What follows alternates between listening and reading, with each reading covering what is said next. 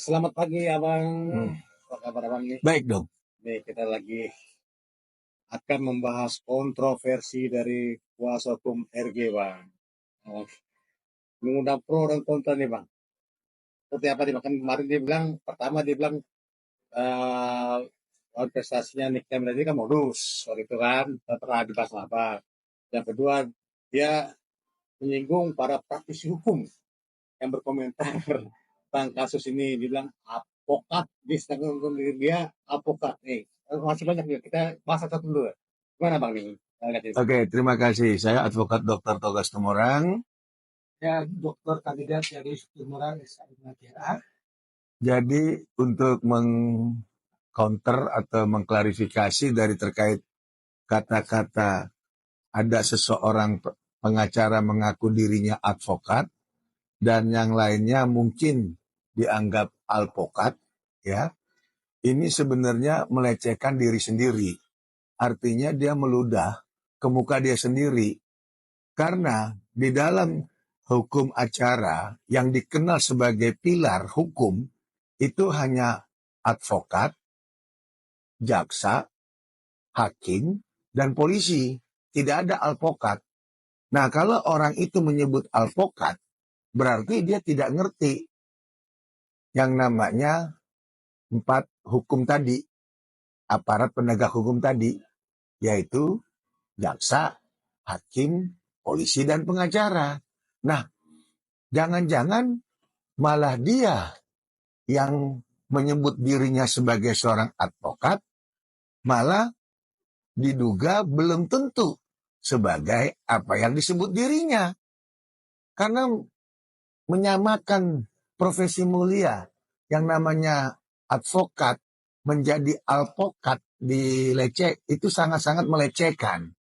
Ya, saya sebagai advokat yang betul-betul berjuang untuk mendapatkan profesi advokat, ya lisensinya ya berjuang loh, berdarah-darah itu. Saya harus tamat sarjana hukum, saya harus magang, saya harus ikut PKPA. Apalagi zaman dulu PKPA itu lulusnya nggak gampang. Nggak kayak hari ini yang dipertontonkan PKPA, begitu banyaknya PKPA. Karena organisasi kami yaitu organisasi Pradi itu sangat mendukung single bar. Di mana advokat yang melalui PKPA kami di advokatnya Pradi, Bapak Profesor Otto Hasibuan, itu seleksinya sangat ketat. 0% kelulusan. Bisa dibayangkan itu. Nah, jadi kalau ada seorang advokat menyamaratakan atau menyerang advokat lain dengan kata-kata alpokat, saya justru merasa tidak nyaman, merasa diserang, dilecehkan profesi saya sebagai seorang advokat. Dan kebetulan saya tidak berhenti di sarjana hukum. Saya melanjutkan ke strata 2, yaitu pasca sarjana magister hukum, dan strata S2 saya ada 2. Berikut juga strata magister administrasi publik. Demikian juga supaya saya linear dalam bidang hukum, saya lanjutkan strata 3, yaitu doktor ilmu hukum.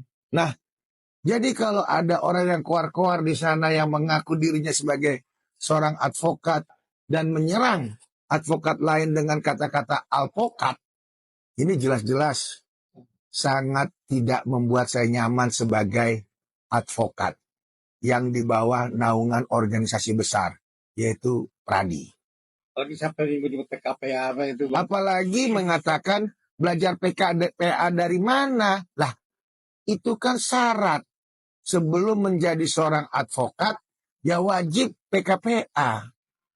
Nah, PKPA di Pradi kami, yaitu Pradinya Otto Hasibuan, Profesor Otto, ya Wamenkum ya, itu diajarkan bagaimana terkait pasal, aturan, lalu berpraktek di dalam beracara, dan seterusnya, dan seterusnya. Jadi itu yang perlu kami tegaskan di sini. Kalau seorang advokat itu dilihat dari intelektual, kata-kata, bahasa, gaya tubuh, tekstur, dan jam terbang, serta juga cara berpakaian. Itu adalah cerminan sebagai seorang advokat yang menjunjung etika, tidak menyerang-nyerang orang lain. Gitu. Terus lagi yang kedua nih Bang, ini waktu siangnya pas waktu mereka ini nggak apa-apa kan karena emang ada buktinya Bang ya kan, berdasarkan bukti kita wawancara Bang, siangnya dibilang tidak ada panggilan polisi ke terhadap RG gitu, dan dia menyatakan bahwa Bamit menyebarkan statement hoax gitu. Sementara dibilang ngaku pada siang itu dia bilang RG tidak datang pada panggilan pertama karena dia sedang luar negeri gitu kan. Namun tiba-tiba malamnya dia datang RG dengan kuasa hukumnya ke Polda Metro Jaya dan dia berkilah bahwa itu adalah undangan bukan panggilan. Padahal kan ada kepada yang terhormat. Wah, ini kan kita sebagai netizen yang buta hukum, seperti apa nih Bang? Sebagai dokter dan juga praktisi hukum, seperti apa nih Bang? Kilahannya atau ada netizen bilang itu ngeles. Apakah benar itu Bang? Seperti apa Bang? Iya. Jadi perlu diluruskan. Kalau pernyataan Fahmi Bahim ya, Bahmit ya. Bahmid ya. Kalau perkataan rekan sejawat Fahmi Bahmid itu dinyatakan bahwa ada panggilan, itu kan adalah bahasa umum ya, karena dia dari kuasa pelapor ya, Menjadi Bang. dari Nikita Mirzani ataupun kuasa pelapor dari yang Korbannya Bang. korban produk kecantikan kalau tidak salah ya. Nah, saya rasa itu boleh-boleh aja dan bukan dibilang hoak, karena itu kan fakta. Dia lebih tahu jadwal panggilan, lalu juga apa dalam bentuk laporan dan seterusnya dan seterusnya. Nah, namun kaitannya terhadap kata-kata undangan kan itu. Iya. Nah, undangan ini bisa dikategorikan undangan dari mana? Kalau undangan dari polisi, ya wajib didatengin. Tapi kalau undangan dari pengantin Al-Ghazali, ya kita wajib datang ke tempat Al-Ghazali. Karena Al-Ghazali mengundang kita untuk hadir di acara pernikahan. Tapi kalau yang ngundang adalah polisi, ya wajib hadir di kantor polisi. Nah, undangan itu karena polisi itu kan untuk mendukung daripada hak jawab seseorang. Karena yang namanya laporan belum tentu bisa ditingkatkan menjadi pidana. Belum tentu itu. Dari lidik bisa menjadi sidik. Dari sidik aja juga belum tentu bisa dilanjutkan menjadi status tersangka. Status tersangka juga belum tentu selamanya bisa tersangka. Bisa dilepas daripada status tersangka. Itu tahapan. Jadi tidak perlu diperdebatkan terkait undangan.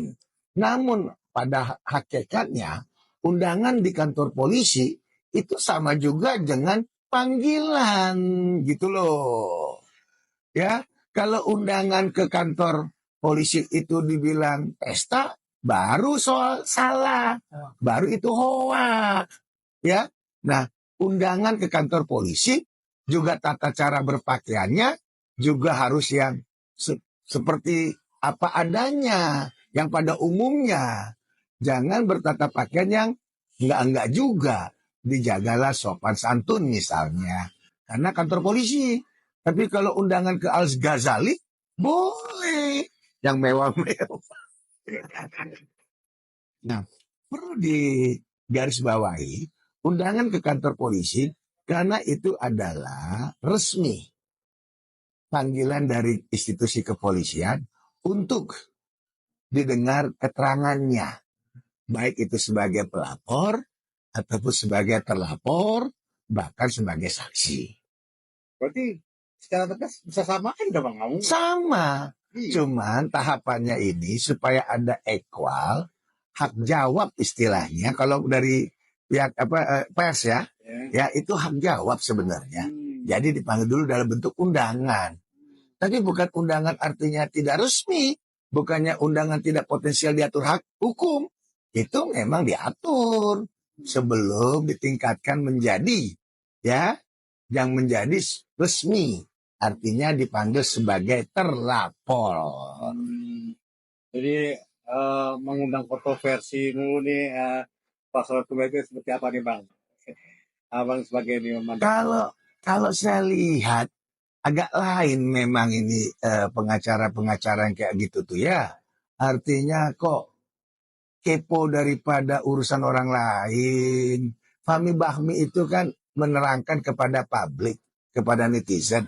Hakikatnya karena dia sendiri sebagai kuasa hukum resmi. Nah, kayak kami ini praktisi hukum. Masa praktisi hukum dibilang pansos, praktisi hukum dibilang itu koar-koar atau alpokat, atau dibilang tidak tepat lah. Ini adalah ruang publik. Ruang publik, ruang terbuka. Siapa aja boleh menggunakan ruang itu, kecuali ruang hantu. Ya, kalau ruang hantu itu ngeri kita. Tapi kalau ruang publik, ya boleh kita ngomong. Karena yang ditanyakan masalah hukum linier dengan jabatan saya sebagai seorang profesi advokat. Dan kebetulan saya punya kantor resmi. Kantor saya juga besar, ya, berbentuk bangunan gedung dan milik sendiri, bukan sewa, bukan kelas ruko, ya. Itu yang perlu ditekankan di sini. Jadi jelas kualitas daripada seseorang untuk menyampaikan pendapat itu di ruang publik. Makanya dikasih sarana yang namanya ruang publik berbicara. Jadi nggak bisa dibungkam. Netizen nggak boleh ngomong, praktisi hukum nggak boleh ngomong. Lah, memang agak lain kalau kayak gini cara semua dilarang. Berarti agak lain bahasa Medan Bang, agak lain Bang itu. Ya, aku kan orang Batak nih. Jadi gaya bahasa kami agak lain lah itu. Agak lain Bang. Agak lain. Oke Bang, terakhir Bang, pesannya gimana Bang? Agak lain ini Bang. Jadi untuk rekan sejawat saya, bersyukurlah Anda sudah ditunjuk sebagai kuasa hukum. Nikmatilah pundi-pundi yang Anda wajib diterima daripada proses sebagai seorang yang kuasa hukum daripada pihak sebelah sana. Tapi dalam hal ini saya, ya, advokat Dr. Toga Situmorang, janganlah disenggol dan janganlah dibungkamkan. Karena kenapa? Hak saya bicara di depan ruang publik. Kebenaran akan menemukan jalannya. Nikita Mirzani, semangat. Fahmi Bahmi, oke. Ya, selamat pagi Abang. Apa kabar Abang nih? Baik dong. Nih, kita lagi akan membahas kontroversi dari kuasa hukum RG Bang. Mengundang pro dan kontra nih Bang. Seperti apa nih Bang? Kan kemarin dia bilang, pertama dia bilang